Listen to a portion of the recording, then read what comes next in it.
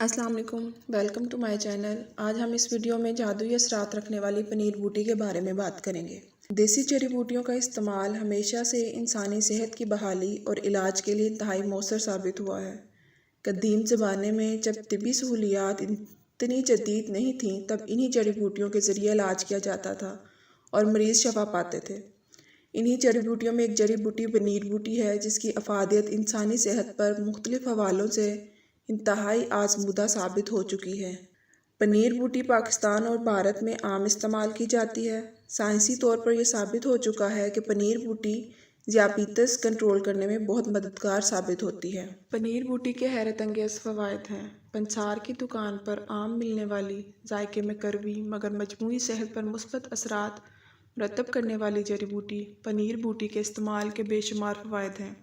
इसमें मौजूद ताकतवर कुदरती एंटीऑक्सीडेंट ही इसे मुतअद्दिद बीमारियों की बेहतरीन दवा बनाते हैं।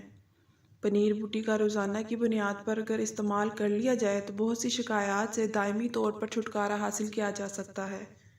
माहिरीन जड़ी बूटियों की जानिब से पनीर बूटी को इसकी अफादियत और सेहत पर बेशुमार फ़वाइद हासिल होने के सबब तोहमे हयात का नाम दिया गया है।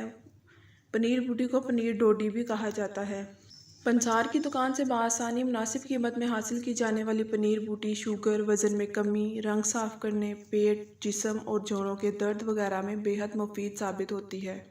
पनीर बूटी के असरात साइंस भी तस्लीम कर चुकी है। अब इससे पनीर बूटी या पनीर डोडी कहा जाता है। सैकड़ों बरस से ये बूटी रवायती अद्वियात में इस्तेमाल होती रही है। ताहम साइंसदानों ने कहा है कि अगर इस बूटी का सफ़ूफ कैप्सूल की सूरत में खाया जाए तो इसके ज़्यादा फ़वाइद सामने आते हैं। इसे तोहमे हयात भी कहा जाता है। ये जड़ी बूटी शुगर के मरीज़ों के लिए बेहद मददगार साबित होती है।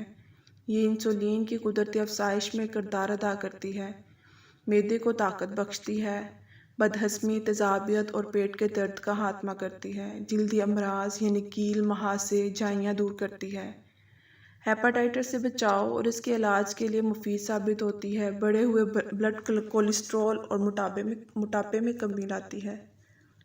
साइंस के मुताबिक अगर इस जड़ी बूटी को पीस कर कैप्सूल की सूरत में खाया जाए तो इसके ज़्यादा फ़वाइद सामने आते हैं, जबकि इसे ज़्यादातर देसी तरीके से पानी में भिगोकर पिया जाता है। पनीर बूटी इस्तेमाल करने का तरीका बड़ा आसान है। एक गिलास पानी में 12 दाने पनीर बूटी के भिगो दें और रात भर के लिए गिलास को ढाँप कर छोड़ दें। पनीर बूटी के इस पानी को निथार कर सुबह नहार मुँह पी लें। बेहतरीन नताइज हासिल करने के लिए इस नुस्खे को कम से कम 3 माह तक जारी रखें। पनीर बूटी बहुत कड़वी होती है और इसे खाना महाल होता है। अगर कोई हिम्मत करके इसे खा भी ले तब भी इसके अहम अज्जा हाजमे के अमल में ज़ाया हो जाएंगे और मैदे की तेज़ाबियत इसकी तासीर ख़त्म कर देगी। अब ये पनीर बूटी किन लोगों के लिए नुकसानदा हो सकती है उसके बारे में बात करते हैं। तहमे हयात कहलाने वाली इस पनीर बूटी का इस्तेमाल किन अफराद के लिए मना है, इसके हवाले से माहिरीन की आरा सामने आ चुकी है।